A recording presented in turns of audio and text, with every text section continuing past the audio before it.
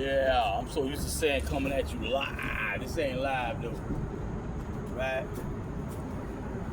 I got a pre-record. I don't have that many followers on my what's this made for?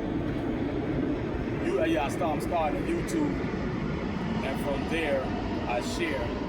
I tried that on TikTok. I did a TikTok live, but TikTok don't allow you to share live recordings with other platforms. They don't even let you reshare it to your page. I don't know. I gotta like contact them to find out, because I got one. I had to go through a labyrinth of different click here, click there to find it, but it's like there, but they don't let you do anything with it.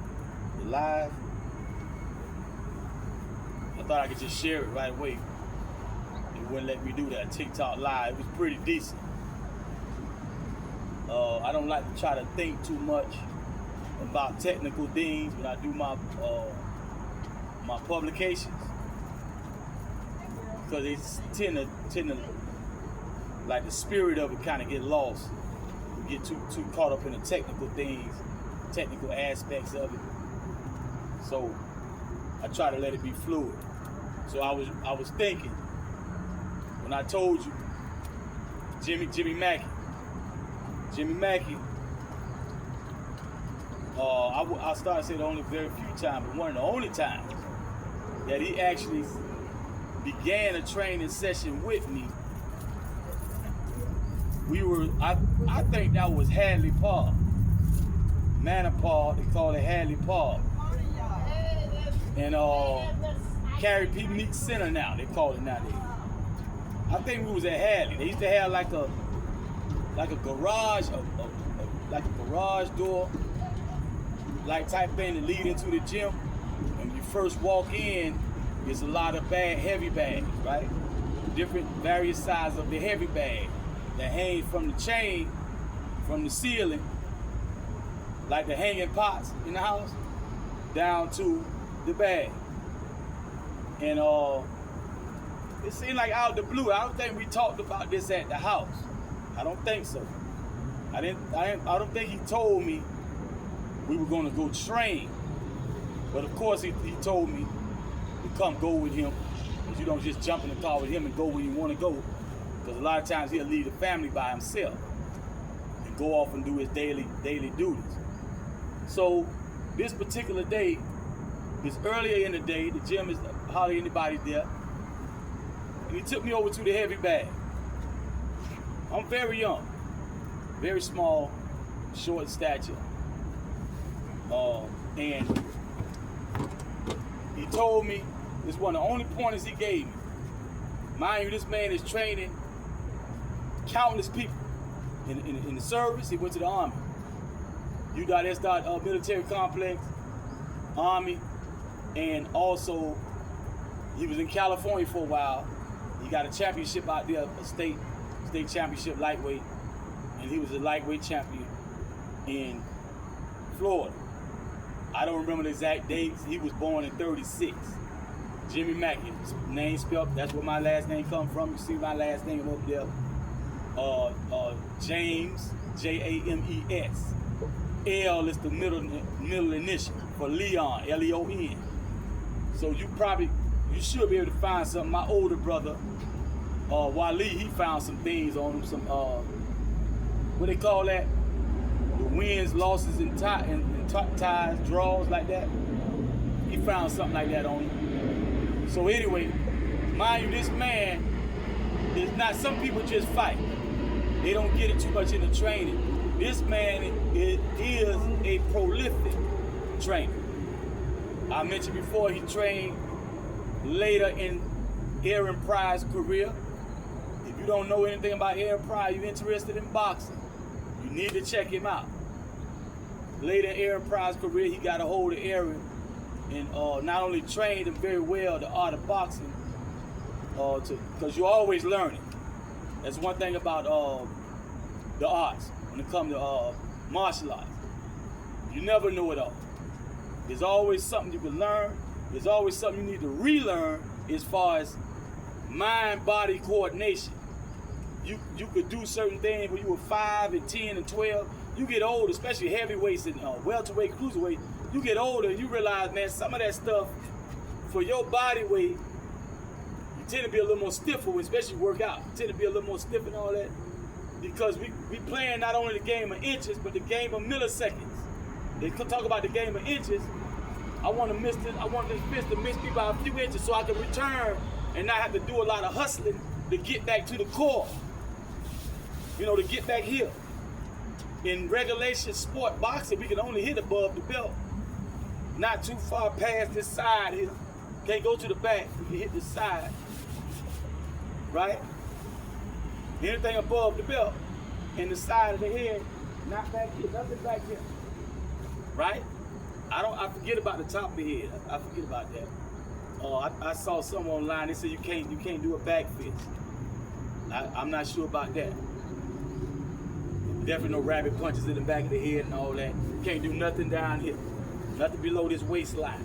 That's why sometimes you see boxers, their shorts be way up there, because you're not supposed to hit below the waist. So they trying to get their liver out the game, their sternum, solar plexus out the game, and all this buildings way up there, right? So now, finally, and I'm older than I thought I would be when he finally would actually train me. I thought he was going to, my father is a very hard individual. He's stoic. And I thought when I was like 3 or 4, I thought soon we'd be running and doing all that kind of stuff. You see on TV, like basic training for military. He was always in the military too. So I'm thinking he gonna have us like that. I'm for that. I'm not against it. You know, I'm already athletic and active and all that kind of stuff, but I'm not in organized sports. I only did 1 year of football. St. Peter and Paul. I talked about that in the previous post. St. Peter and Paul. I think we was green and gold. Emerald green and gold. I think we were, if I'm not mistaken. That was Tilson Road. That school was a Catholic school. A lot of white people went to it, but they had all the black boys in the area. We had a star quarterback. Only 2 names I remember: star quarterback Sean, who could play any position, offense or defense, and Frog lost his life playing over the summer break, Russian roulette or something like that. Lost his life doing that. So that's the only 2 names I can remember. Sean, we protected Sean with our life. Sean played on a level he barely even needed us on the field. I BS you not. He was that awesome. He could run, he could do running back. So he was like, before we knew Warren Moons, we knew Sean. Way before Michael Vick, but I think Warren Moon was one of the first quarterbacks ever to run the ball so much, if I'm not mistaken. So before we knew Warren Moon, we knew Sean. So Sean could run, but he could play that pocket well. He could scramble in the pocket well. He had a magic arm, put Dan Marino to shame. I'm not lying. He was a good wide receiver, had good hands. He could play any position, but the whole team said, no, that's our quarterback.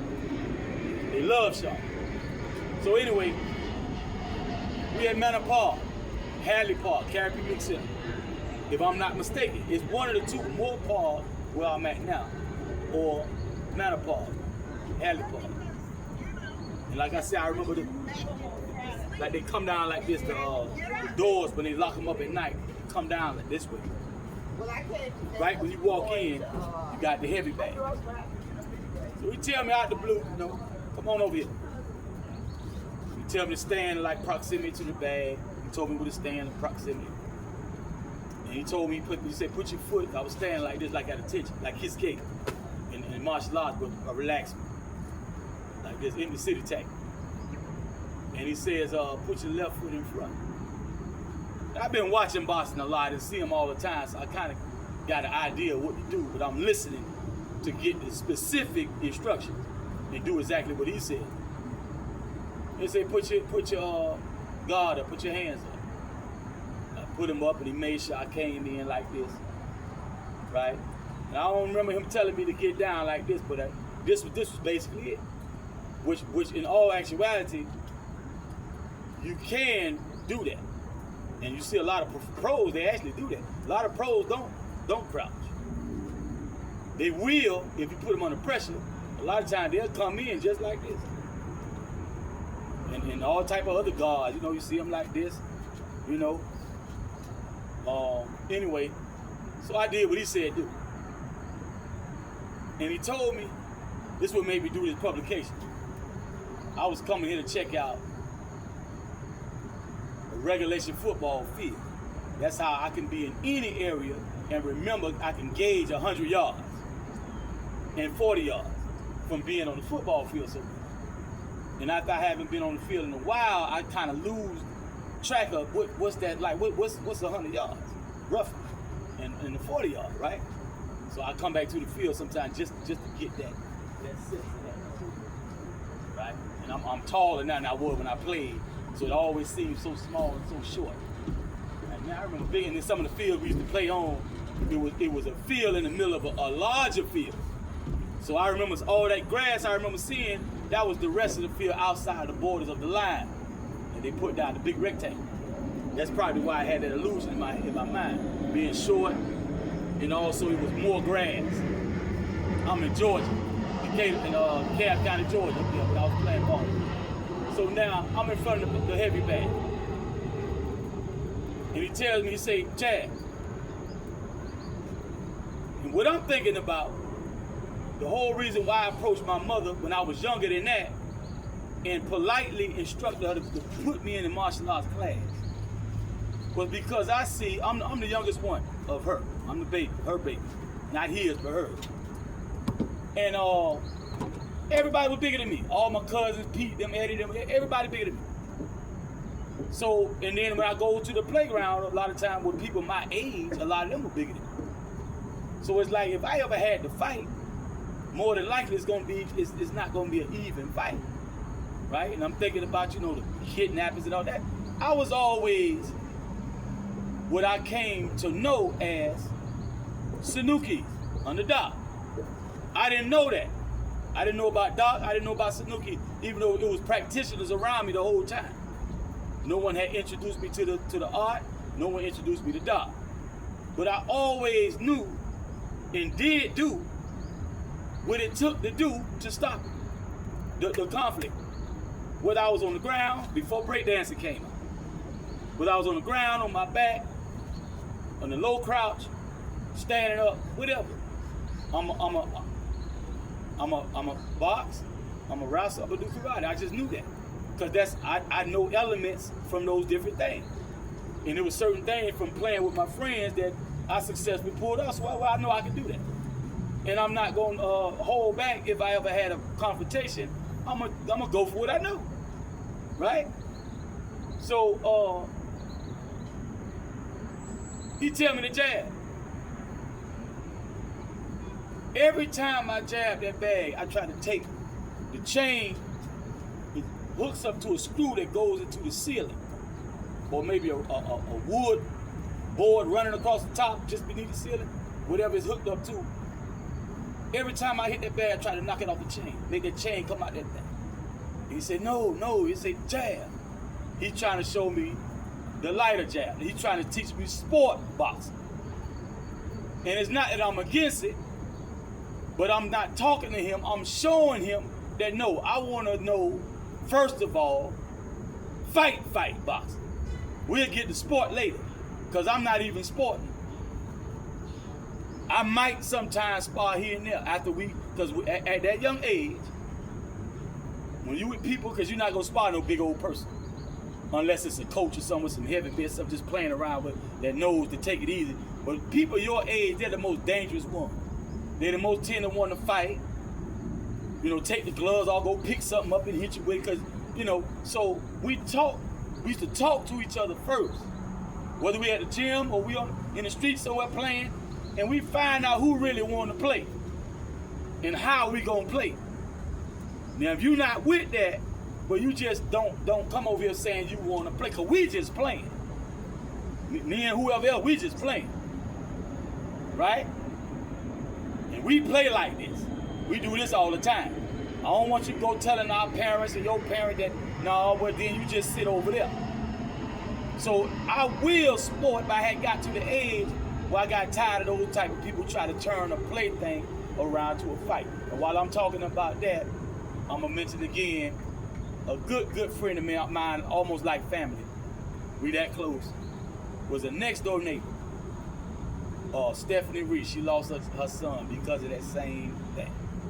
And this was very recent.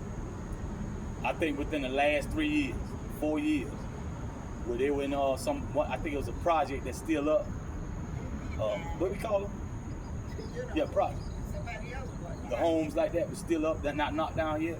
I think that might have been where they were at, or they was telling me that's where they was raised, that's where they know each other from. I forget. But they agreed to play fight. I think they had done that before.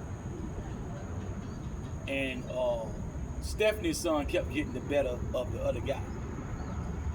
This guy go retrieve a gun and come back. Take his life. Now, at this period in my life, we are not yet at that time period. That's about to come. It hadn't come yet. This is back when guys was still giving them good fist fights, you know, and the worst you probably see, a guy pull out a pistol, put it in the air, and shoot it, make the crowd disperse. That was about the worst he got. Every now and then there might be some gunplay where somebody actually got hit. And a lot of times they probably survived that. Not all the time, but a lot of times. We back in those days. Definitely 79 on back. I was 6 in 79. 80, I turned 7. 81, 82, I'm 9. So back in those days, we didn't have that teenager 11, 12 on up to about 30, 40 something running around with Uzis and AKs and all that on a regular basis. We wasn't doing that yet. So back then, you know, you would stand a good chance to just keep having a fair fight back, even if a dirty fight like pick us up a bottle or something. You know, they stay within the confines of, you know, sticks, bottles, you know, might pull out a knife, you know, which is not cool, but you might have saw that before it wasn't hardly no gunplay.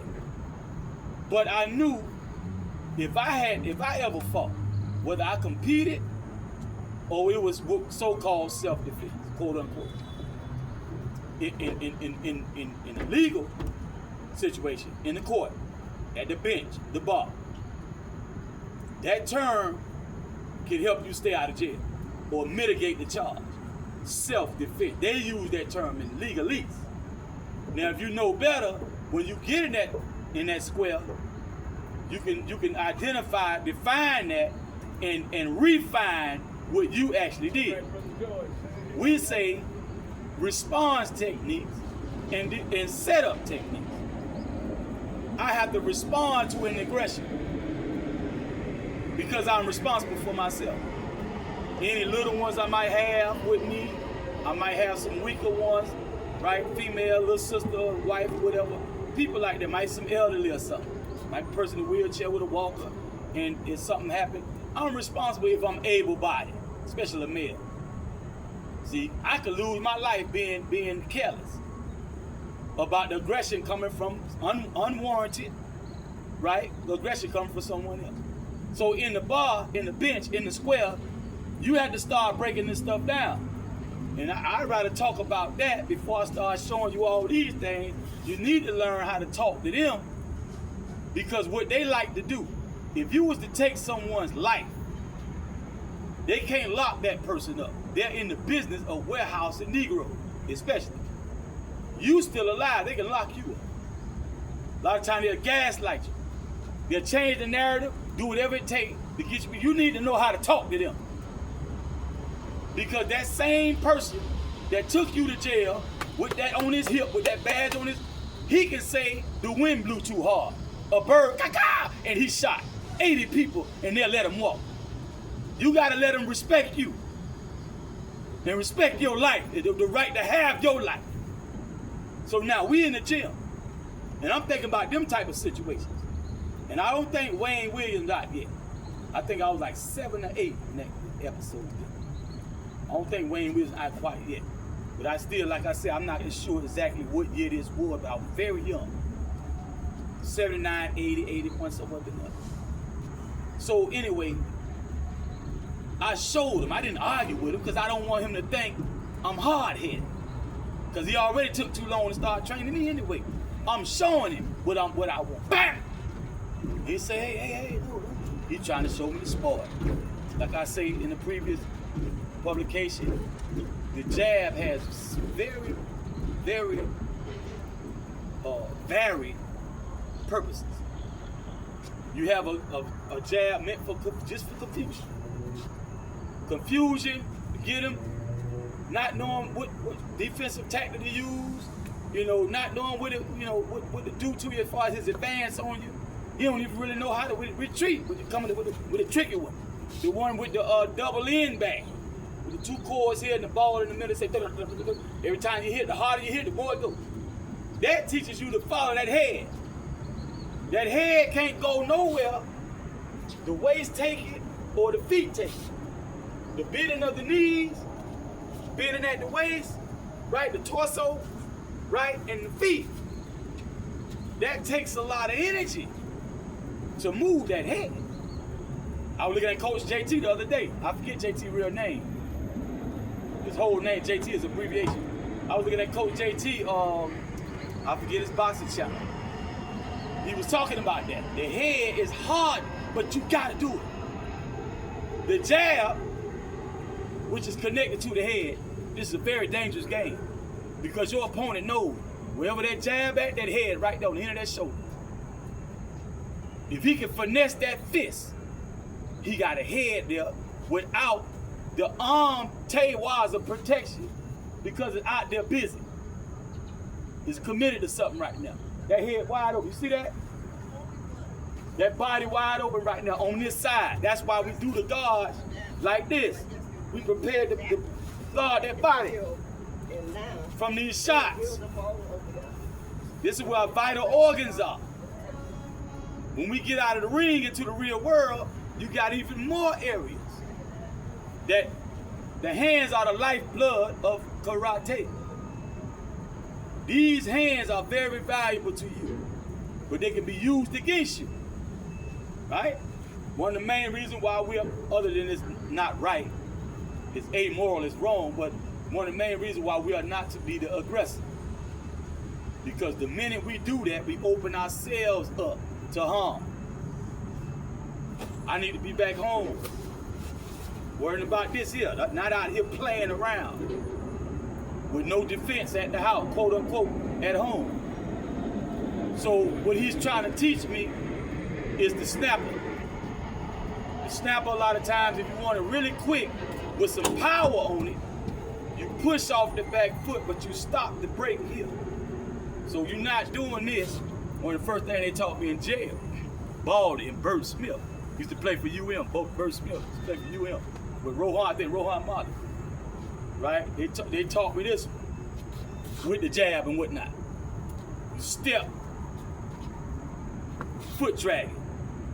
They taught me that. So we're not advancing right now. We use this to keep him at bay, to keep his thoughts from being peaceful and calm, because you let him get too calm and too peaceful, he can start building and thinking and doing logistics and stuff. This jab is to mess up all that, confuse all that up in the cockpit. It's not always about landing the jab. Sometimes it's about just putting it out there to make him hesitate. Because if he's more skilled than you, he's more agile than you and capable and all this, mind games can really blow his fight for him. You can get his mind off his game, right? And get him off what's really happening with you, right? So that jab, he was trying to get me to do the one where you push off the back foot, perhaps, but you stop the front. If not, you just stand still and just throw it out there. But it's a quick one. It's a whipper. Right? Just whip it out there. And that gauges distance. Later on in life, my father told me, he said, if I could touch you, I could hit you. When you start being serious about boxing, you realize everybody got different lengths of arm and this and that. You got your leg, all this kind of stuff. All those little small differences make you different from all the other people. So you gotta have something that you do. So the first thing you need to do, you can't see that, that's off camera, but I'm not gonna move that. The first thing you need to do is gauge, without doing like this, because you get knocked out. This is a real fight. come out the corner up with your hands up, come out fighting, blah, blah, blah. They're serious about that. Guard yourself. So now, what you got to do is in a combative fashion, is test to see just how far you got to get toward him before you can actually start landing. Don't guesstimate. You need to land a punch. That's one of the purpose of that jab, because you don't want to fully commit too early, because you never can fully cover all the pressure points, the vital spots, no matter what guard I adopt. Right? Do 52, you do what you want to do. There's something gonna be open. Danny Hawk, known the gym. Danny Hawk like to do like this. 52, we call that Houdini. Right? Like he set up for Houdini, cross block. Right? Whatever you do is something wide open. All you gotta do is have the quickness of like a Mayweather. Watch it, you got one clip Mayweather on he jabbing, that's all he doing. He doing, put a little smoke on the jab, and that thing coming up like a rocket on 4th of July. Bang! And it's solid too. Bang! Got the back to bag, but it's a small man now. Generating that much force and power that fast. See? So I saw Coach Eddie not too long ago talking to Eddie Chambers. I think it was Eddie Chambers on there. And looking at the comments down there, and somebody was talking about, because some people think that's clownish. My sensei, Jerry Denson, called it self-dance when it's clownish. You don't self-dance. Self-dance, what he talking about? When you're in striking range and you can be hit, and you doing feints and fakes like that, you got to be careful about that. You know, and the little dancing and stuff like that, when he can hit you. And Sensei Jerry, he teaches karate, not just boxing. So you know, I said in a recent clip, if I can't touch you with my hand, you gotta be careful if I can slide rule or whatever and touch you with my foot, right? With a good getting, good kick, right? So now, dancing, especially if you get a rhythm, as if you're practicing in the gym by yourself. We do drills to build up stamina and strength and quickness and all that. That's a drill. Repetition is the mother of perfection. Yeah, you do that then. When you in front of a person, use common sense. You gotta outsmart this person. I call it ghosting. When the best way to ghost him is to do a regular linear boxing type of thing. Here, establish that. Establish that I will come straight up. Here. Establish that before you start doing the trickier things that move these 2 feet to another position other than back and forth. That way, if you time it right, you'll be totally surprised and be caught out there. Especially if his form is not good. You hear him in the corner all the time. Hey, God up! Hey, that! There's life in there. A lot of times them guys start getting comfortable with their opponent, start getting overconfident in their abilities, the guard come down. You know, you see him busy, you got the guy kind of like off balance and like he might get a knockout, he gets so excited, he finna knock him out, and he wanna get strong, and he coming in about like this. Something about like this. All kind of wild stuff, you see come way back here. A professional boxer. Now, if a person really wants to win that fight, you tighten up, you get right up in there. You ain't gotta stay in there. A lot of times you get in there the right way. Coach Bernard Simmons taught me and Fahim, Fro and all them, right? Smiling them, he taught us jab in, jab out. Jab in, jab. Do not try to walk up in there. Jab is the best thing, that's the joust. That's what's gonna hit you. Hit him from when you way back, he can't hardly hit you good. Right? Jab in, jab out. If your jab does not elicit the type of response you need to go in, you should stay on the perimeter. You can even get out of range. You drop your guard, breathe and stuff, get back together. You know, you start getting in there. Once you start getting in range, you want to jab in, right? I don't want to try to rush in there. Sometimes they'll do it. You'll see a professional boxer, he'll run right up in there. And see, if you really want to win a fight, you don't allow stuff like that. The minute that guard get relaxed, they try all that other stuff, you hit him up with these, straight up that middle. If he open the middle. If the middle kind of like pretty much, you still got something, because like I said, you can't be everywhere. If I do this, what about here? If I do this, cross block here, what about here and here? It's always something on the straight up tip. And it's usually more than one. So when you working the jab and haven't even, I ain't even brought in the power right yet. Where the power. If I'm unorthodox, my power will be left, right? I ain't even brought that in yet, right? That's gonna be a little shorter if I don't square up. Now they even, because I squared my torso up, right? Sometimes you will see them do it. You gotta time it. You can't let them see you do it, and then you gotta time that thing right in that rhythm. And now I'm squared up, and I done shot that thing out there like a rocket. Bap! That's got the same distance as a jab. A little bit of torque and rotation, whatever in my shit. That's actually, as far as the Teiwaza go, that's actually the lead now. Because my shoulder is really back there now. That was my lead. Now it's in the rear. You see? So this gonna have even more distance covering than the initial lead. So you watch people like Ali, Augustus, just various people, Pernell Whitaker, various people, Tim, not Perkins, I think it's Tim Witherspoon.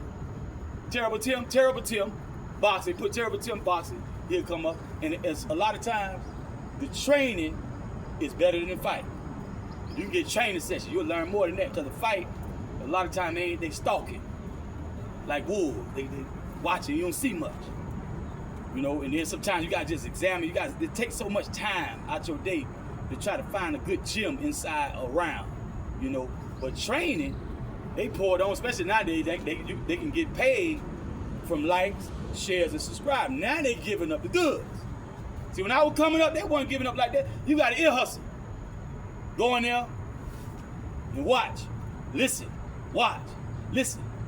And a lot of times the coach ain't talking, coach want to see some action.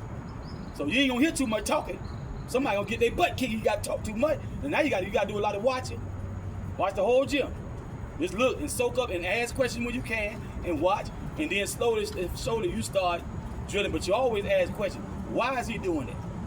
What is this good for? How is that gonna translate into a so-called self-defense situation or the boxing ring?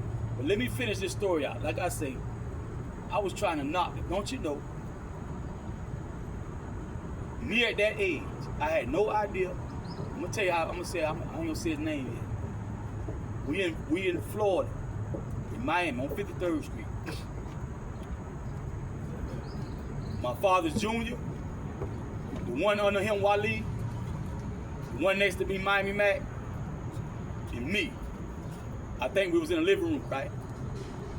And I was paying attention to something else, because they drew my attention to the TV. He said, yeah. He said, which one y'all got? Which one? Me and Mac picked the guy on that corner.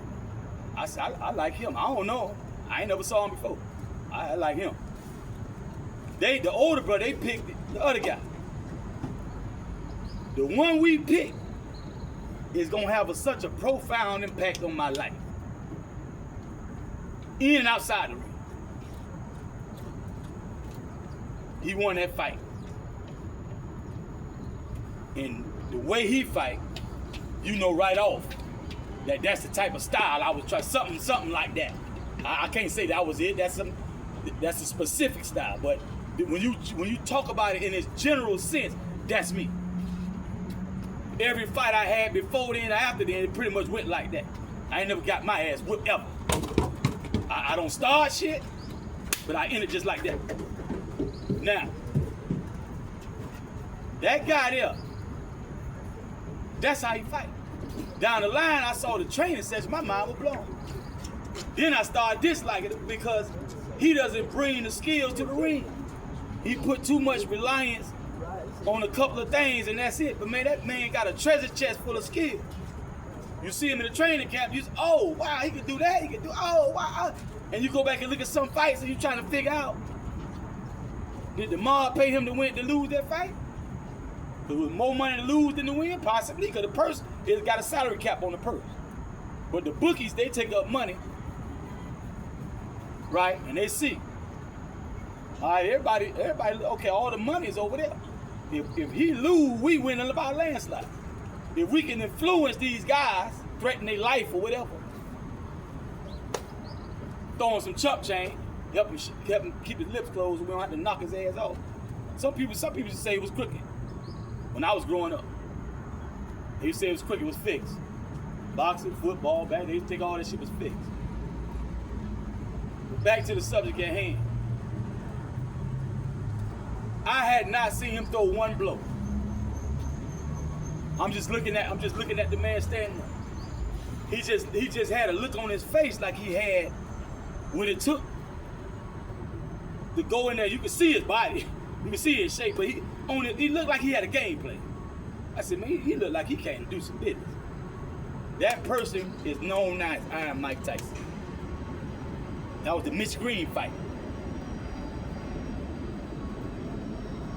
And that's right there. The type of things I always knew I needed. I didn't even pay attention. But for a heavyweight, he's short. He's about 5'11", I think. So for a heavyweight, he's short. Most of them 6 something. They get up 300-400. There's no limit on the heavyweight. Right? So heavyweight, super heavyweight, no limit. They could be like Desmond Watson, who just got drafted in the NFL. They could be real big. Right? So definitely when they saw he was going, because they don't know how he gonna grow. But when Custer Model and all the Mickey them saw he grew to a certain size, they knew certain type of drills and things he was gonna need. Because he's not a lightweight no more, not a dragonfly and all that. That's past in the youth. Now on the scale, and that your body got to be able to do certain things. It's not impossible, but you got to train it. Take your time. Because like I say, man, a belt, the color of my belt, a trophy, and all that, medallion, even if you want to go to the Olympics, they'll give you some money too, but it's something more important than that. And that's winning. Because sometimes winning means saving your family, saving yourself from kidnapping and all the kind of that, yeah. So, the things that are most important, that's what you mainly deal with. The most important thing. But like I say, I was driving that, and that episode came to mind. One of the only times he trained. Another time we was at either Hadley or Moorpark. And I met a young guy about my height. I don't remember his age. We were about the same height, kind of the same weight. Of course, he was a little more physically fit because he was actually training and stuff. We got in the ring, put on the glove. Back then, everything was over there on the rack. Gloves, sometimes you find a mouthpiece. Hand wrap, all that. You had the rhythm bag, what do you call it? The rhythm bag was still always hanging there. They never took them down. Always there, right? Got up, got in there. I don't even know if we wrapped our hands, and I don't even remember. We definitely put on gloves, got in the ring. I might have put on headgear, I don't know. And the guy, very classy. I never saw anybody boss like that. Very classy, outboxed me. He was very nifty, nimble. I ain't gonna show you what he did, because I do it to one of y'all today. Fuck with me. You'll find out the hard way. But he outboxed me. My main problem, number one, he was trained. I wasn't. That's number one. Number two, I didn't think he really wanted me to compete with him like that. I really wanted him to show me. Ain't nobody showing me nothing. I'm so busy watching him, and that's all I saw with the glove hit me in the face.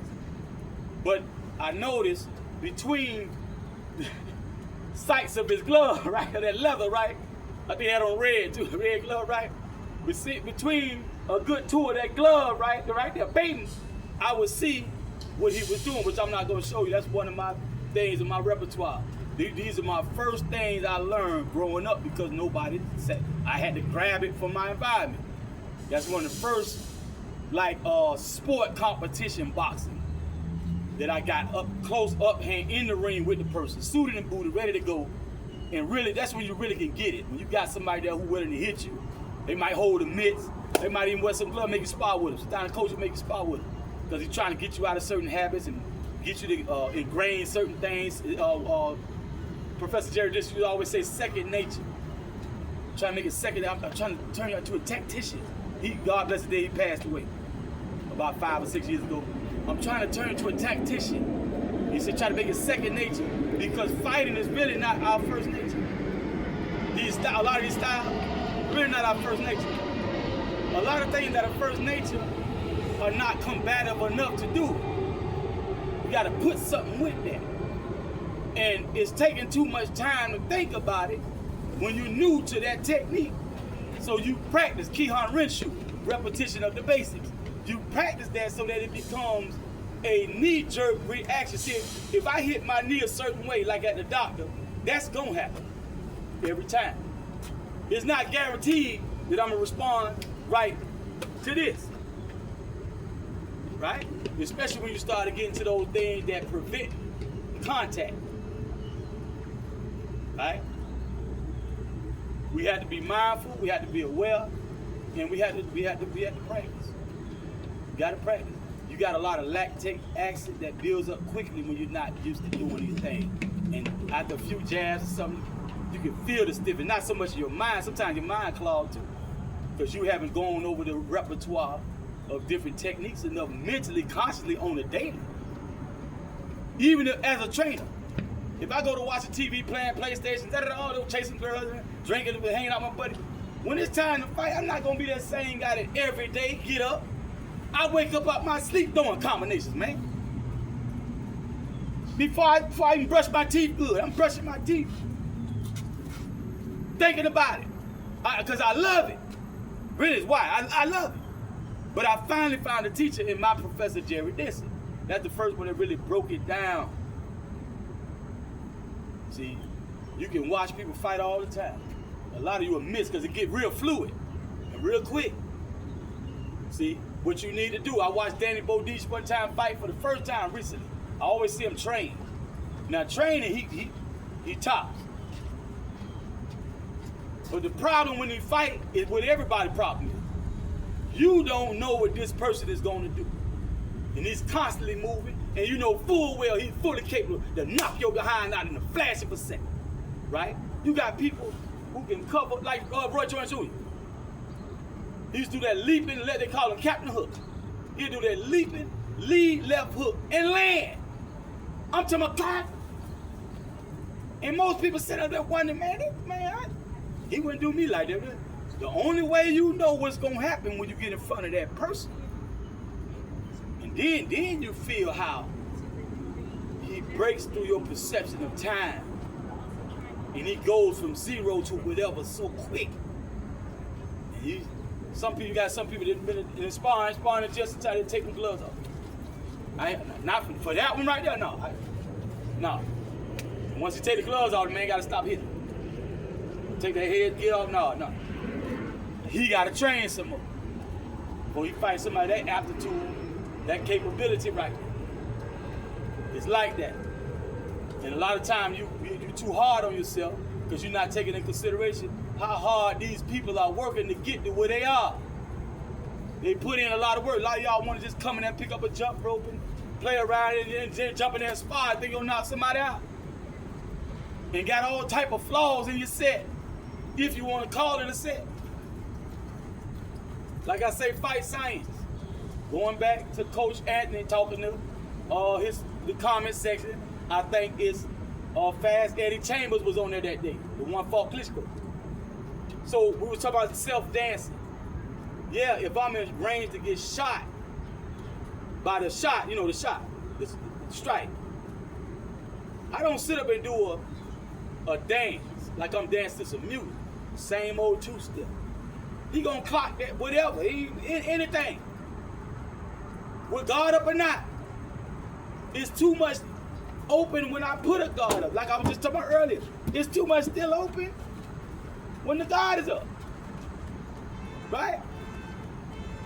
So, movement,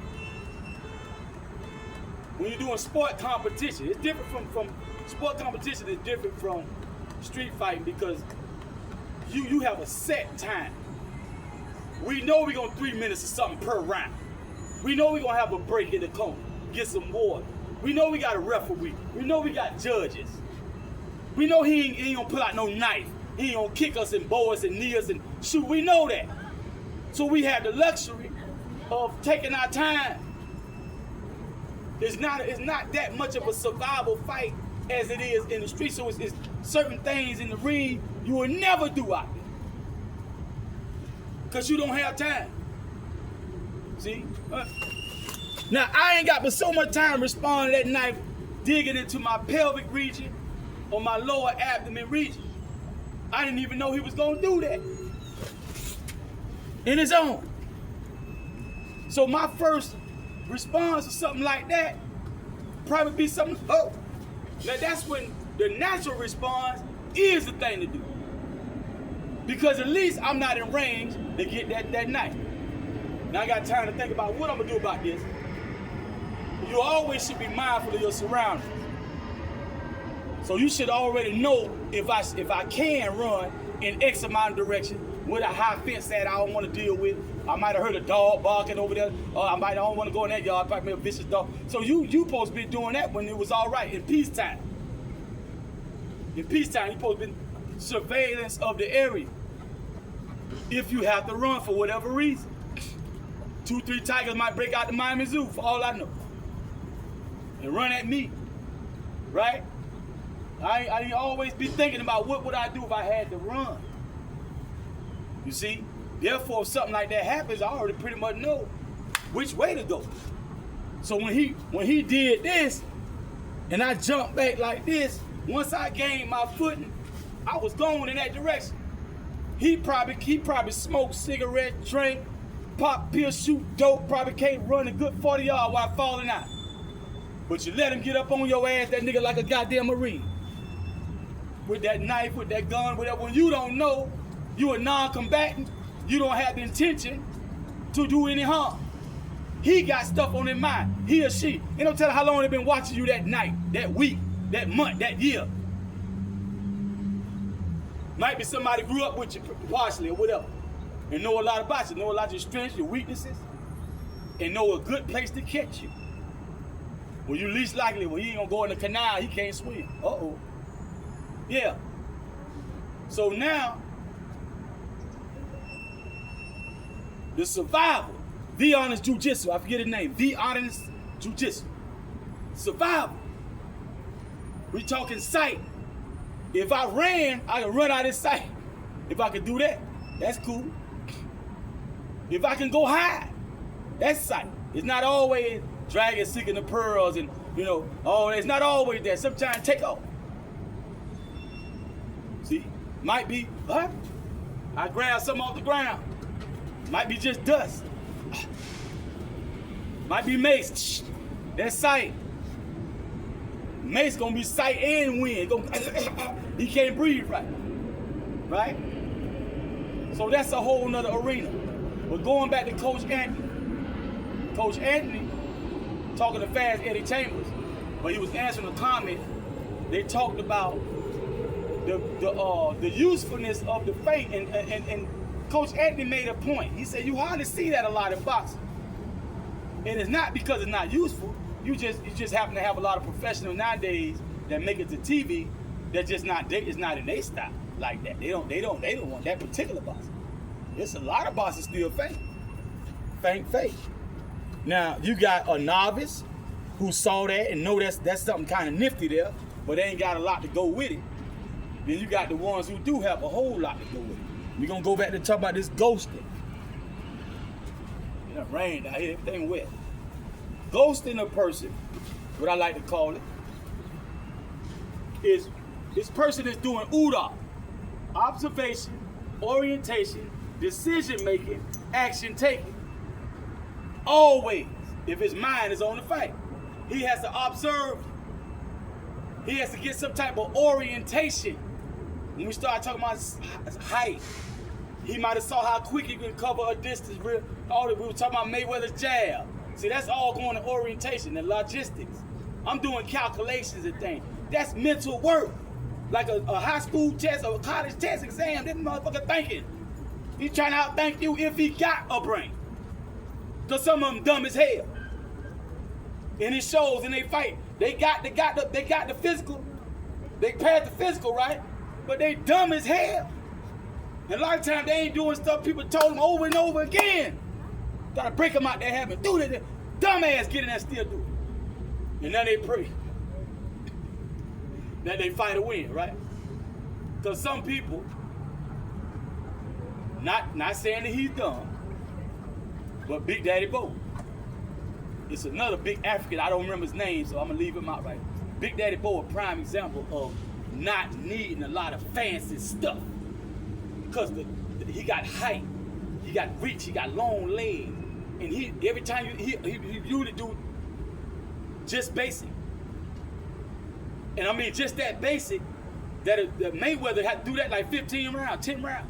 What he was doing in the first, second, third round, knocking a nigga clean out. Just a basic jab. Basic jab, just a basic, everything we fantasize about when we first started. You know, and we used to do Howard Cosell when we were growing up. This is Howard Cosell, right? And when they get a big win or knockout, the sports announcer say something, right? So we fantasize about that when we learn the basic. Jab, right cross, the hooks, 5s and 6s, right? You got the other stuff.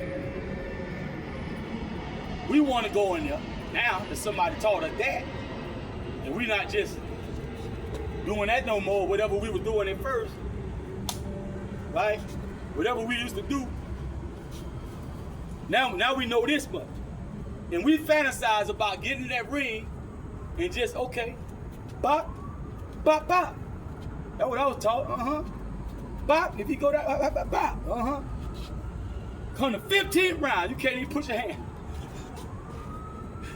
Come out the corner, tired, the bop, bop done wore you out, and that person still ain't dropped. And you land some good shots. Big Daddy Bo, he didn't need a whole lot of fancy stuff. You let one of them jab touch if you want to. Let that right come back from West Bubba fuck. That nigga so yeah, bop, right? But now, this is for the more realistic type. Have in your mind, like Coach Andy say when we training this stuff, think about this. Is he standing like this? Is he unorthodox, meaning his right foot is forward, and his back, if he adopt a bladed stance? Is he orthodox? Left foot forward. What is his guard like when it is inactive guard? The one we just throw up. So that's inactive. Active when I start doing something with it. Now that's an active guard. And for some reason we see a lot of people in the ring with an inactive guard as if it's active. And the most they'll do is this.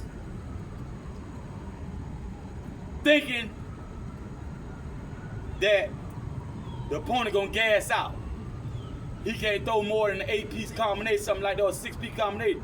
That opponent throwed 100,000 piece in the first 5 seconds of the fight. His dumb behind self don't tell himself, oh, okay, let me start just like that. I took away his ability to touch me. Now he gotta work. Now he gotta do some more work. He gotta take that tentative step. What make him work? If your trainers trained you, right? What you do in the ring is nothing like in the gym. That the gym is the hard part. Y'all problem is y'all slacking. You doing only what the coach can see when he can see, when he ain't looking. You ain't getting up out the bed yourself on Saturday, Sunday, days when you don't go. You ain't doing what you supposed to be doing. Raise your level of skill, as far as agility and ability to do. Now you gotta do simple mathematics. The average round, they'll tell you in the fight thing too. A lot of time between rounds, the commentators say how many punches was thrown, how many landed. So JT, I forget his real name. Coach JT, I forget his channel name too. There's a lot of I done lost track now. I remember Expert Box. That was one of my first channels I looked at, Expert Box. But now JT might be world class. Don't quote me on that. Might be world class boxer. JT got the teardrop bag, had us with a timer, and for X amount of minutes, we did fast. On the teardrop bag, right? Just fast hands. Right? And I think without a break, after X amount of time, you start doing heavy. Bah, bah, bah, bah, power shots. And then it goes through the time, it goes bang, and you stop and break. You need some water, breathe. Right? Soon you go, so this training you to be like, they used to be definitely in the 80s, in the early 80s, in box special lighter weight classes. When I was growing up, my days watch ESPN and all that type of stuff. At the end of the day, at night, after dinner, they used to come out that corner, man, they hands like a hummingbird wing. Both of them. And you, the feet skill there. All this. All that there. Ain't no sloppy stuff, just so you can do fast and ain't doing nothing. Especially flurries. You gotta be careful with flurries. Sugar Ray are famous for flurries. Right? He ain't putting his all in it, but it's really discombobulating and whatnot to the point like Hagler stupid behind himself and stand in front of him and take it off. Now the flurry, you gotta be careful with that, because a person like Hagler with an iron chin, he can sit there and let you gas out too. On top of the fact, he's just looking for the right something he ain't even thinking of. More less likely to be thinking of, he'll do that. Up out of that. Bam! And he coming from here. He bringing it all. And bam! Cut through all that. Crash your shit. So you gotta be careful about them flurries. Now back to Fast Eddie Chambers and Coach Addy. Y'all finished that about the teardrop bag. Conditioning yourself to get toward round for round. I say train goal-wise. Now you gotta be careful with your body. Don't tax your body, overtax your body. But the human body, if you don't suffer an injury that incapacitates you, the human body will grow in its capacity to do if you place the pressure on it. So you put a little more, after a while, you put a little more. If I ran 5 miles, I want to start running 5 1/4, 5 1/2, 5, 6. Some people, they can just go on and push it. 7, 8, 9, depends on what you can do. Be mindful of your recovery period and respect that period. Don't let nobody ego button push, go, go, go when your body says, I'm about dead, depleted, drained. Proper diet, proper rest, hydration. You need to stretch. Start studying these different stretches and stuff. Basically get into yoga. Start with the basic stretches that you learn at the average gym and get the basic yoga you can do. I started with salute to the sun. Right? Something I just came across. I didn't really have a choice. I was in jail. I learned salute to the sun. But you stretch your body, you stretch your life. A stretched muscle, a flexible muscle, is a strong muscle. That's a lot of time why we have so much time increasing our bench press, squat and all that when you stretch it. That tight muscle ain't working right. So now, here we come about these things. And it's good to put this with what I started with about trying to tear that heavy bag off that chain when I was this high off the ground. Right? When you commit to a very powerful strike, whether it be a kick, a knee, impay, tewaza, you fix yourself in that spot. And like I said, you're gonna open up something. A kick push you on one leg, a knee push you on one leg. Okay? That can be exploited to your demise. So what do we do? One of the ways to fix it, other than good crafty footwork. See, if I got good crafty footwork with that jab, peppering the jab with some rights, some lead hooks, right? Some body blows, But really, they falling. I can just say jab, because that same jab here, all I gotta do is, and now that's a body blow. Cause I did this, right? Touch you up in here, right? So I can do that same trajectory from shoulder straight out, but go down. Still a jab. That's a body blow jab. So now that's the main thing we want to do, and move them feet. You can do the lights out Tony James, right? We used to have a tire. There's a lot of times you see the coach put the tire on the ground. Hope I put the foot in the tire. Now you can go forward and back, but you can't push your foot up out the tire. You gotta stay there. So what you do is you move on his left and you move on his right. You bend at the waist, you twist the torso, twist, bend. Whatever's clever for what he got coming in. Right? Some things we don't do because now I can't even hardly weave right. If I dip below something, then try to weave, I want to step out there to keep, especially my big ass head. When I move, I don't want my head to go beyond where my knees are. Because this here is the main support of this once I get out this way. Once I get past this, I'm off balance for sure. So it's a lot of range of things he can do to just knock me on off balance. If I don't fall to the floor, and he stays with me, he can actually hit me. Because in the ring, with rules and stuff, if I ain't fail, he can still hit me. And I'm off balance. You don't want that.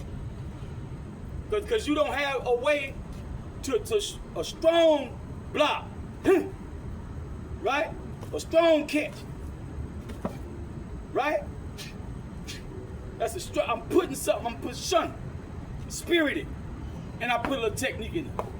Right? Stomp down, same thing with the punch. When you see Pacquiao do it all the time. Super fast. His feet, hand. When they slow it down, they say, go like this. Bam. Because that stomp is really for the connection. So it don't just do what it would do if you didn't stomp. It does a little extra because you said this. Right? That's the science. We have different ways to generate power from down here that is up at the end here. That was one. Right? You got the hamstring pop. You sit down like this. And this is what make power, what I'm showing you what make power punches so dangerous. That's why a lot of times you don't see him in the beginning of the round. Mike Tyson was good for it, but if you knew his skill set, you understand why he was more comfortable with going and committing to that, because he can move like a cat in any direction, right in range to deliver a shot immediately. So that's not running. It's not running when I'm still peppering your behind with seasoning your behind with some shots. And he put some serious ones up, right? He's coming up with a hard jab, bam, right? Be the first move. Bounce. And while you recovering from that jab, he done got a whole nother angle while you doing this. Pop, what I was telling that stupid cracker at the gym in Hollandale the other day. When you doing this, by the time you go to address the situation, he is gone. Your eye, you was hitting the glove, like that glove, you can't see nothing. Even the direction your head tilt, because the glove there. Now that's a snap. But your reaction is gonna be, okay, get to the fight. Okay, he's not there anymore. And by the time you realize you're getting hit, you probably been hit. Just the second one. Not talk about 3 and 4 and 5 and all that. Right? Now, being that a practitioner is gonna be very poor, it's like a Holyfield. The reason why Tyson was hesitant was why Danny Bodish is hesitant when he fights. Because these guys are not the average fighter. You watch people like Klitschko, Canelo, they don't have that basic 1, 2, 3 Mickey Mouse set. They doing all type of job, and then, you know, it's like, dang. And he done got in point, he can hit me, and, you know, I was just thinking about this, and he over there, you know, so it's like, it's not somebody sitting telling you, do that what I taught you. Sometimes get a little foam and do this. It's a long piece of foam like this to simulate a jab. And here you go, okay, with the coach training me, okay. You get with Klitschko, Canelo, people like that, man, that fight is not gonna be that simple.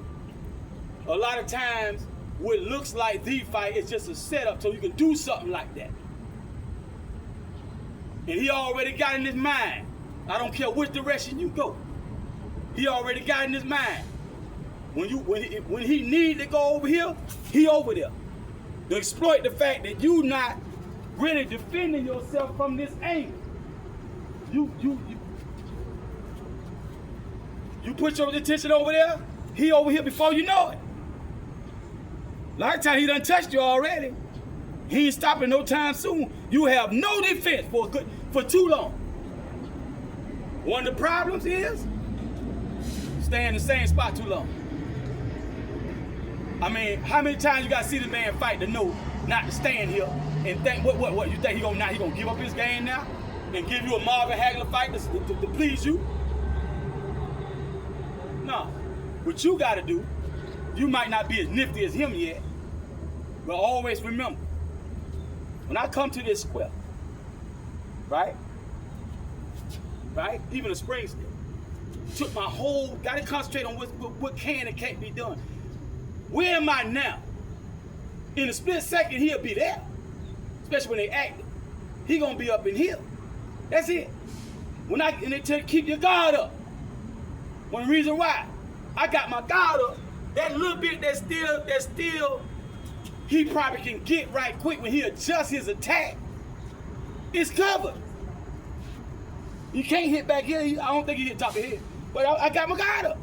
But all this is offline, all this, because he can't get that. He gonna put himself in the upper. That don't even make no sense. I ain't got no, in the gym I put a line, I put a little dot, I lick my finger or something on the wall so I can get points of reference.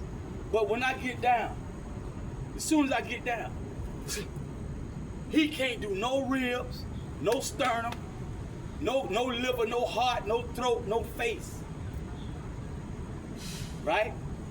So the makeup for the fact, if you don't have them type of skills, you gotta do the simple stuff. Cause you sit up here doing all these squats, running uphill and get in front of a man and be a mannequin, be stiff as a mannequin. All that stuff you can do. And think he gonna be a heavy bag and let you just beat on him with no type of, come on man, use your head. And when your most best thinking is when you by yourself. You get the mirror, sometimes you don't need it. Sometimes you won't have a mirror, but a lot of times you get the mirror to remind yourself it's not so much as you're attacking. When you doing your attacks, working your combination, you also seeing how you can get messed up.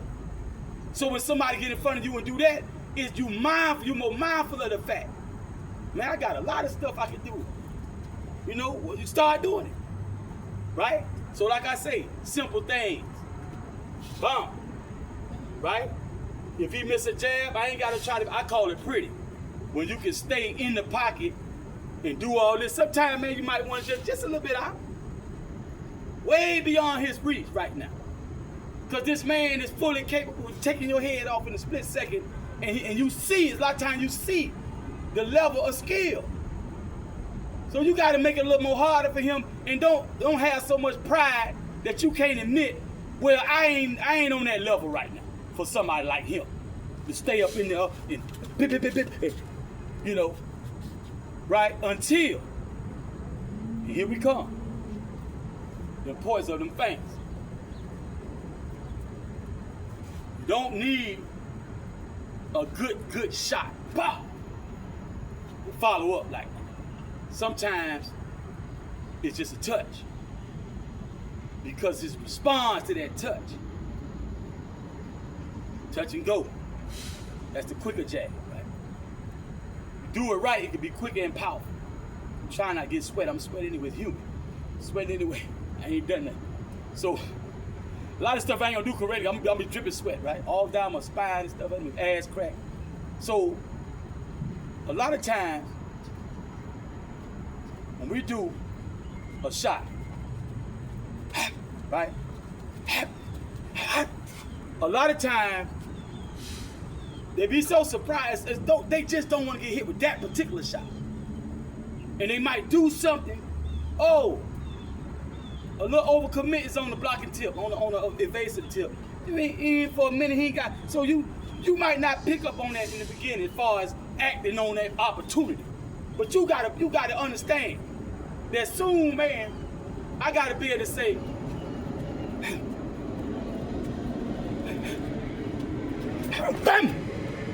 right?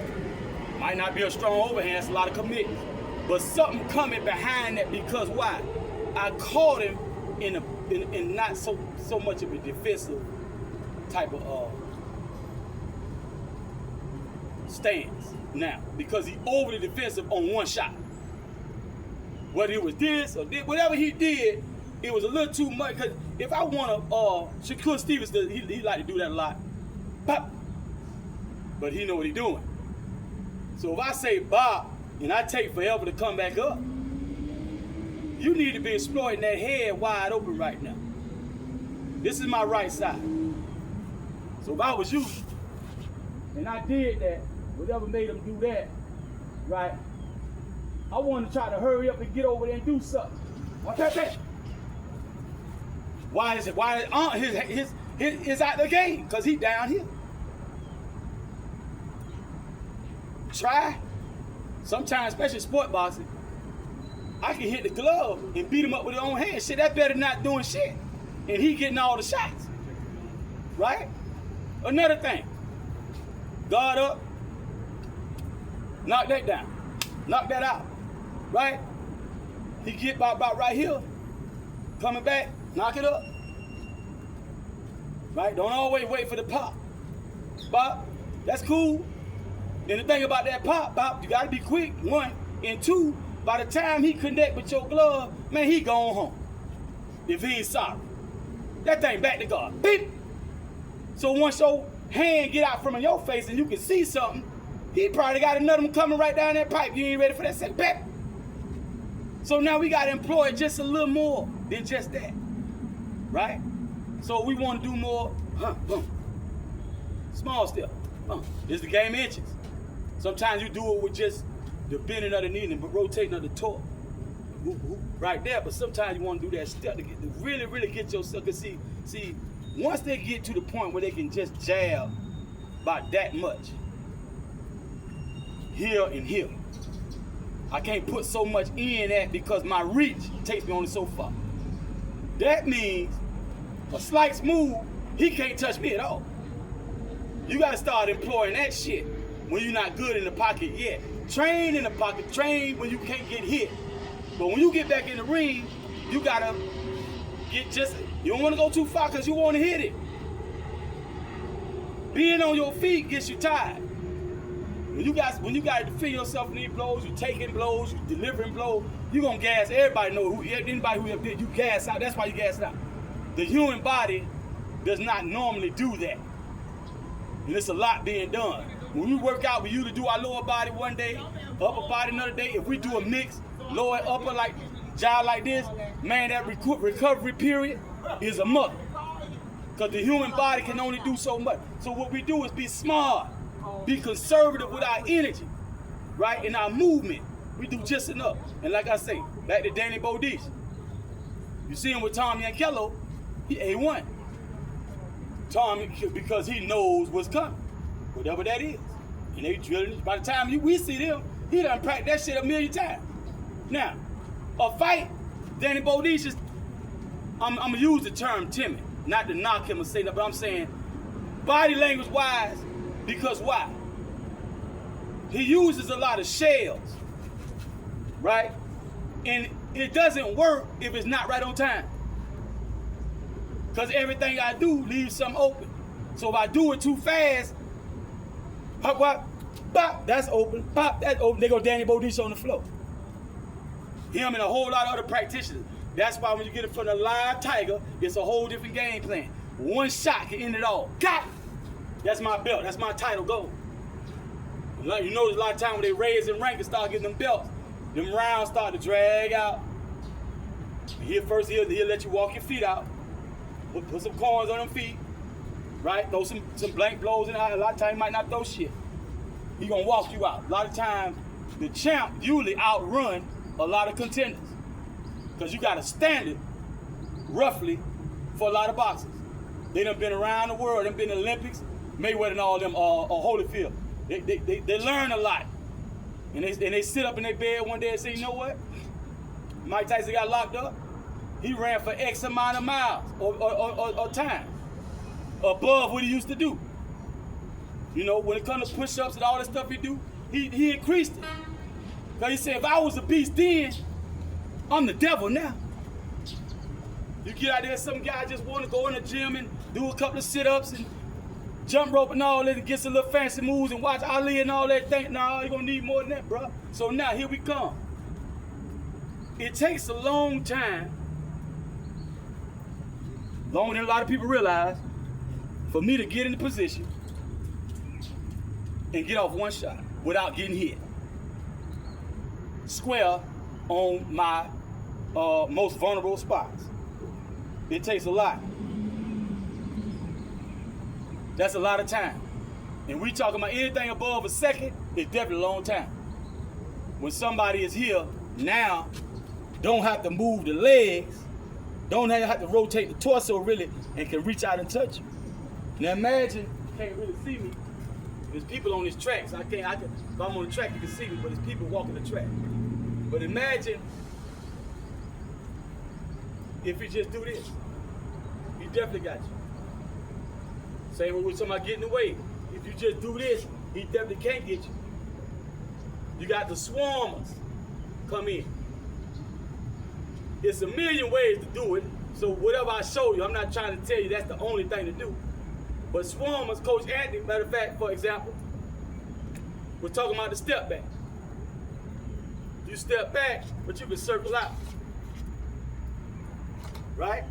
And other little thing, ain't nobody paying me yet, so I ain't showing too much of nothing.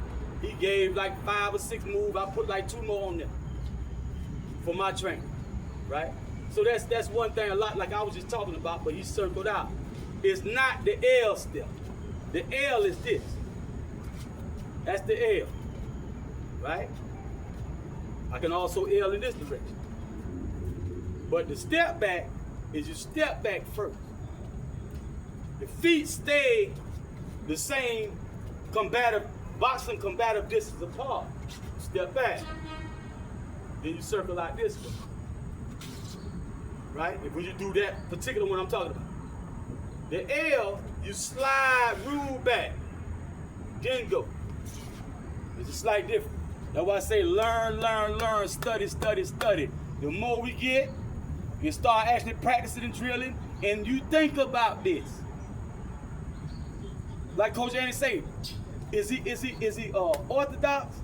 Is he southpaw? Is he squared up, coming at you some kind of way like Cowie and Tyson like do like Tyson? Cowie, he just passed recently. Cowie will be something like this, right? He love to do this, lick his tongue at you and all that. Tyson the same way, he'll square. He got different ways to square. He got the windshield when they do this. He do this sometime, right, with his guard. But he got a plan. Find out what them plans are. Don't go in there mimicking movements that, how you say, closing the gap movement. Don't know what to do when the gap get closed. Come on now. And kind of pretty much have an idea what you want to do. And things tend to change when you actually try to do it, because he, slight little thing. I'll give you an example. Earlier I showed you Mike Tyson doing that switch. The windshield wipe off and switch. Now, if I shoot that shot, that's when he gonna do it. He gonna switch off of this. That self-dance we were talking about, that ain't self-dancing no more. That ain't fading to fake it. He just faded off of that. But me thinking he's saying, huh, and want to return, and I'm getting prepared for a linear fight straight up on his line, he might catch me. I can't see my periphery because my arm in the way. Even if I can see it, what can I do about it? If he moved that quick off of that jab, that's a left. He throw a left jab out. Now see, pay attention. I was here. Could be even here. But if you know you want to do that switch, you got to be able to have your foot in position so your head won't take your body off balance. So that's keep in mind of the foot placement. When we stand toe to toe, many times you can, as a novice or whatever, you can bump into that foot trying to get around the side. That's why that jab, stick and move, is important. Joe Louis, God bless the dead, may Allah be pleased with his life service. Joe Louis was talking about that, his students, about when we make a mistake and it doesn't go how we want to go, well, go fall back to the basics, man. Just don't let them hit your move and stick. You know that. You got to know that by now, right, Bop? You know that, Bop, Bop? Go back to that. Because that's like only basic for those who way more advanced than that, but that's really basic, right? But for us, a lot of us don't really know much, you know, about how and why and all that. That's kind of advanced, but that's really basic, right? There's something more advanced there, which I'm talking about now. So now, when you throw that jab, I'm make them be a lefty. I mean a lead left jab. I don't just do this without putting my feet in. Man, you gotta practice it, because when you first do it, a lot of people not gonna get it right. Some people will. Don't think it don't work because you clumsy right now. You gotta think about what you're doing. You gotta do it repetitively until you find it. Make yourself get this shit down pat. You can do it. It's like hopscotch. You can get it. So now, I took that tentative step forward. That tentative step forward is very crucial. That step forward didn't go straight forward because I'm gonna bump into my toe. We're gonna toe to toe. You have a foot fight. You gotta step outside of his foot to the outside of his guard. And it's good when you go outside of the lead, because now you take his power out of the game for a minute while he's still in that stance. You gotta hurry up now. That's why practice, practice, practice. You ain't got time for mistakes in front of nobody. You gotta have it down, right? My thing gotta be, I'm about to lose things, you know. My thing gotta be together. So in this case, I'm not taking the initiative. It's a shot coming in, right? It's harder to go on his left when you are orthodox, when you both orthodox. If I'm trying to do exactly how I'm showing you, because I got to find out how to shift my weight, body weight, to get this foot forward. Or he ain't gonna let me do all that shit. I got to earn the right to do that. You see, I can try to be quick and just, or I might be smart and say, well, what I'm gonna do before I go over there, I'll wait for another jab to come in. Right now, I'm just gonna do something like shoot it, right? Shoot my way there. Bing, bam. Now I shot that there. I didn't try to place it there. Doop, boop, like a chess game. Chess game is a gentleman's game. The man on the other side of the board can't slap you before you touch your piece, and while you doing this and grab your hand and flip you. It's a gentleman's game. Boxing is very ungentlemanlike, very unladylike, right? He ain't gonna let me do shit that he perceives of a threat. That's real estate. I'm taking real estate. It's turf war. Oh, he know what that is. Something he ain't gonna like. Right? That might be turning this, bing. Might turn that, bing. Right? And a whole lot of other things. But right now, we trying to do, make a miss, throw our hips. You can't really see me, I'm getting off camera. I gotta respect the people on the track, though. It's really for them walkers. Right? When I step out there, when I make this move, it's not just the feet. When I make the hips lead, the feet follow. So I'm switching. It's really this. That's why a lot of us make a mistake when we first start, because we trying to say, that's too slow. The hip got a lot of power. They're gonna take off like a car. So now, I place myself this side of this. And we see Mike do that a lot. Other boxers do it, Klitschko do it. It's a couple of other Slavic names like having boxers, I forgot their name. They do that, you see them do that a lot. They work, they put the thing on the ground, they be doing all this stuff, all them drills. That's for all that footwork. Right? When we start doing these things, observation is taxed. Orientation is taxed and it's confused. We can't make a decision if we don't have our orientation together. If our observation is always like throwing a smoke cloud. Because no matter how much I can actually visibly see him, I'm not reading the right things so I can say, okay, let's do this. Because why? I see the fact. And you see a lot of time when the opponent's more active, he's missing a lot of shots. He's very frustrated on that power side because he want to lead with the jab, you know, but it's like the jab ain't even landing yet. How you gonna lead? How you gonna land the second shot if the jab? And sometimes they'll just go and say, well, do a throwaway jab or whatever, and come in there and try to hit something up in here because it's harder to get out the way. It's a broadside of a bomb. Even when I turn, I still got a lot of this over here, and now I'm just giving them some more. So body blows are very important because it's easy to land, and they take away. Even the conditioned fight, I do wild. Chinese water torture. You take a drop of water continuously on steel. It will eat through that steel. A drop of regular water that you can drink in water. Chinese water torture. Now, that's a piece of steel. You do it on the human brain. They call it waterboarding, I think. They were doing it at Guantanamo Bay. Right? Gitmo. Just a drop of water, all it takes, in the same spot.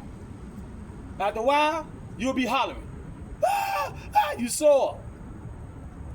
Anybody sexually active, they know a male's penis, all that friction, after a while, you gotta stop that. Let the skin heal. Or before you know it, you'll be crying louder than her. Like somebody in your behind. Ow! That's the skin coming off the penis. So the human body can only take so much pressure, especially at the pressure points. Right? So the feint, now we get to what we're talking about. But you gotta understand why. Helping you. Because sometimes we'll make the mistake without people helping us raise us up to a higher level of understanding. We'll make the mistake and think we just sorry, slow, weak. No, sometimes it's the science. Sometimes all it is science. But you could stand to strengthen up and all that, quicken up and all that. So the science is this. We talked about that quick Mayweather jab. Man, we might just have to get our ass whipped that day. But we trying something, right? But that thing quick. So now, for me to throw a jab that's slower than his, now the footwork, head move, see, confusion. He don't know if I'm out or in. Not wasting time going in. When I get in time range, I need to shoot somewhere.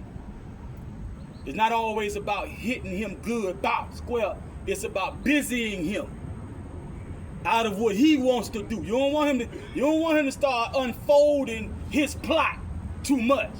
Because a person like that probably carry that out. And they go a combination right there, might be in the fight. So to make him have to keep changing and switching up because you change his stance. You got to be in it, but at the same time, look at, I talk about Aaron Pryor. I never watched Aaron Pryor fights till recently. I never did. Sit down and just watch him. Aaron Pryor is a prolific sticker and mover. And he's got the genius of knowing I don't have to sit all the time in my favorite boxing stand. He be straight up sometimes, but as long as he's sticking. And every time you stick, sometimes pop, pop, pop, pop. So every time I move, I'm not exactly there anymore. So that shot he was finna throw, he can't because he know he gonna hit that. Even though it's a lot of times, sometimes be kind of slow as far as like, well, you can hit that. No, the problem is he been finna hit it. He ain't there no more. He gotta undo that. Find out where he at, and he never done it. And he's back, he'll split up, back, and he hit it. But one thing he know is once I stop shooting, if it's just one, because he gotta follow the rules, stick and move, not just move. Because if he was just moving, now that's self-dancing, what we're talking about. But if he hitting a man and not getting hit, don't get caught up in it because it don't look like the average, he ain't doing this or whatever you want to see. His hand be down sometimes. We'll guard it when he ain't getting hit though. Pernell Whitaker, Augustus, And it's a young guy, a young Cuban looking guy or a Hispanic looking guy. He got that now. He got that style. Like, you don't complain. The corner don't complain until you start getting ass whipped. Then they start, hey, go back to the basics. You get your ass whipped out to stop all that clown shit. Get back to the basics. You know, get out in there, right? Because he got that. But he throw you off. You can't observe. You can't do orientation. You can't decide. And every time you come in, he do something. He done hit you, knocked your punch out, bop, making you look stupider than him. And he won't stop. Augustus, Emmanuel, I think Emmanuel, same way. And be laughing at you. Right? Those are versions, unique versions of faking and fainting. Now, to not get your corner so mad at you and beat your ass when they get you back in the gym and all that, and the whole gym beat your ass because you in there trying to be like Emmanuel and the other dude, I forgot the other dude's name, doing all that, you do this. Do these. Remember everything you was taught about evading the punch and executing shots. And what you do is you slow yourself down and you get in the gym, right? Remember the very first thing you do. If I was to move on that left like this, what would happen? I would say like this, right? So when I get into the fainting, I want to do the initial on it. Come right back. Because you got a real plan in your head that you don't want him to see. And you don't have faith that you that quick to just pull it off. So that's when you trying to get not so much as a response. That might happen too. You might get a response. Like a lot of times they want to counter. They don't want to be the aggressor. They want to be the one that counters. Whoop, bop, right?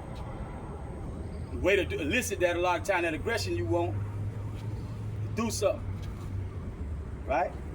Coach Nars do this, right? Anybody see me work out training? Sometimes they see me. I got it from Coach Nars, but Nars see me, right? Just that little bit, because when you a boxer, you around boxers, you know that could have been 2, 3 of them right there, and you're not gonna let it happen. So when you want the person to get more aggressive and they pretty decent at it, that probably work. Yeah, you know, and then he got in his mind whatever he gonna do next, right? When the person actually acts on, you know. So now that's one thing. Another thing, it masks the actual thing you're really going to do, right? So I got one thing in my mind I want to do, and I really want to make it there. So from a safer distance where you can't touch me, I simulate closing the gap, right? In a very aggressive fashion. Well, a lot of novices don't even want to spar no more when you start doing it, because they see, man, no. Hell, I need to learn more before I start fighting. Now they see, I ain't taking all that ass whooping right there today. When you start that jive, Coach Andy did a lot like, I ain't gonna say just like me, because we're not the same up here when it comes to what we got and what we gonna do. But just seeing his feint, because the feint is just a little bit. But quote unquote just like that. Right? Man, that right there, as far as clocking you because you came in like this, right? You eased in just like this. See, that's I can clock that better. Right? But what that's, and I ain't just out here bullshitting. I'm coming in there now. And the more I ain't, even though I'm right out of range, the more I ain't all up, I'm ancient in there, right? I'm there now, actually, with my capability. I can push off, right? And actually land way past this phone. And the phone represents the person. That's what this is at. Right with that phone. So I can actually come from out here and see, my finger is right in front of that camera. Just a little bit more, I'm touching the phone. So you can go from way out here to in there. Captain Hook better than that. Captain Hook be about that like. You probably can't appreciate that from this angle. But Captain Hook can be Roy Jones Jr., but he can cover some ground like a long jump, like type of, you know, baby long jump with just a leap. Do all the little moves he be doing, and flap, and that hook will land. Bah! And I never understood how a person can let a man come from way out there, knowing that he does this. The jab, I understand, more so than the hook. The hook is the hardest punch to land. They say the worst punch to get punched with, but they say it's the hardest one to pull off. What make it him so good is the nigga standing there. Why do you run miles and miles? And some people they rock climb, they do all kind of stuff. Swimming, you sit there and don't move. That was all it's about, movement. Now, if you want to do a leaping hook, or you don't have to come off the ground, you can just close the distance real quick, right? Like I was talking about squaring up to deliver that right that's about the same distance of the left because you square the shoulder. Say I led with that to really set it up good. And even got through the gloves and hit you in the middle glove, and he got the hand and pulled that down. Bop! Right? See, I'm trying to do that. In my mind, I said, I'm gonna do that. And I'm gonna flip and be the other person. I'm over there, I'm the other person.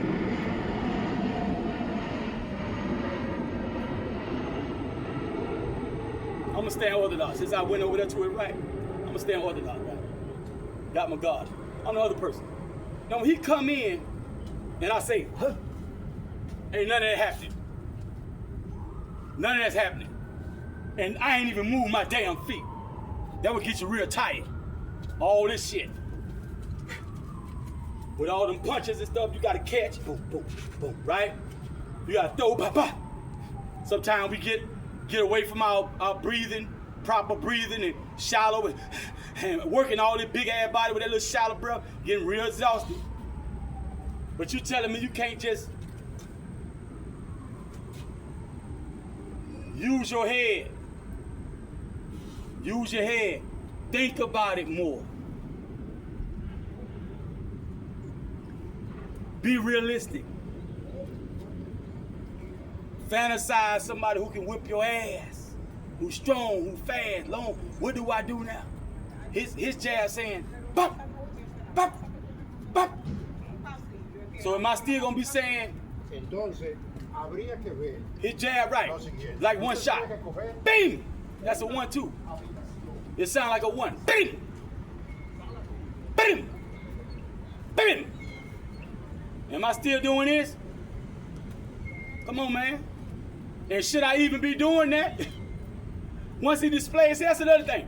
Once they display certain skills, I can take that away from him by not being in a position for that to even work good for him. Now he got to start working other stuff. And once he starts the name, I'm back.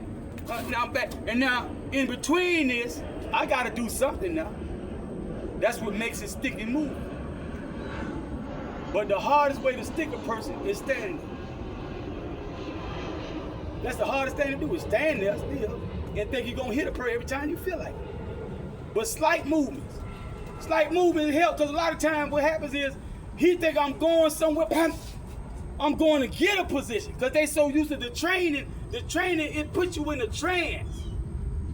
You expecting too much of shit from training camp that ain't happening if you got a live active person. See, I coming up, pop, pop, pop, pop, pop. See, I get active like that, and you want to do that same old fight. The minute I switch that angle on you, because you ain't doing the simple shit. Now we was talking about that switch up, leading with that hip to make the feet follow the hip. The hip is the power really that making the feet get in position real quick. We're gonna start using them hands. Now, if I'm the one that they doing this to, you always got to think about you being on the other end of these techniques you coming up with. Find the flaws in them. Everything got a flaw. So when I jab, that's what he gonna do. He gonna fade off, switch up, and be over here to eat me up from this way. right? But if I do this, as soon as I see it, as soon as I see that man did this, and as soon as I see that, before his feet can say and land, I can already been pushed off, got this off from here, where he finna go here. He finna go right here, right here. This where I'm at. That's where he at. He on whatever I'm on, right? So I'm here. That's where he going if I stay there. So here it go in real time. I might get one blow to the head, but it's gonna be a head that's doing this, and not one here. Pip. It's this. And if he kind of silly, he might do something like, he might do a switch. Can you see me? Yeah. He might do a switch. If he kind of silly, he might start making like reaching. See, I'm over that knee. Anxious to just touch me now. Because he had me, he just had me. But when I made that move, being anxious, he might close the gap in the racket. That's why form is very important. Jitsu. Form is very important. This form keeps me poised to go any direction I need to in a combative fashion, covering and striking. So when I got down like that, when I did that,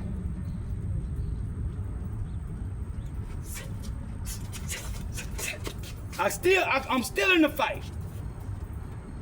So we don't want to change angle in such a way. I'm trying to get all the way around here first, get my guard back how I like it.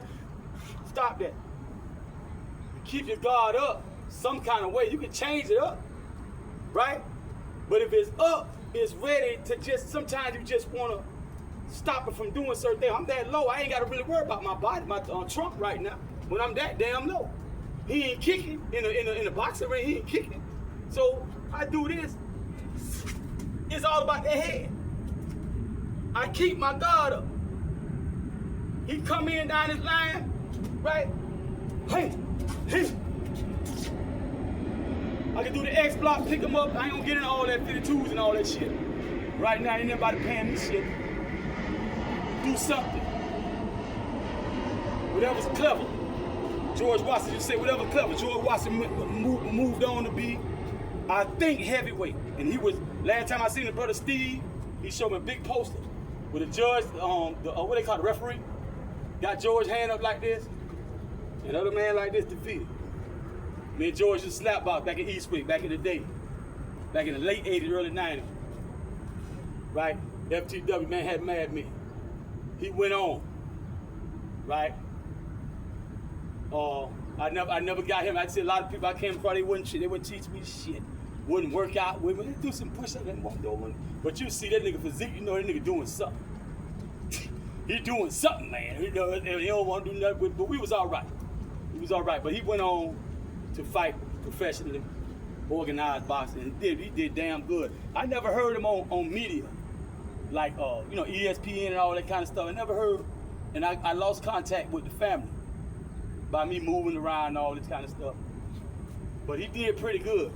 And when Steve showed me that, I think we were still in the 90s. He was still in the 90s when Steve showed me. So he went on and did the dang on thing. Out of Manhattan. I'm about to wrap this thing up. Take care of some things. Swamp Phone DJs will rise again. Islam MOORS. Courtesy of my senseis and whatnot. All other senseis out there, masters, grandmasters and whatnot, Shihan, Sifu, I'm gone.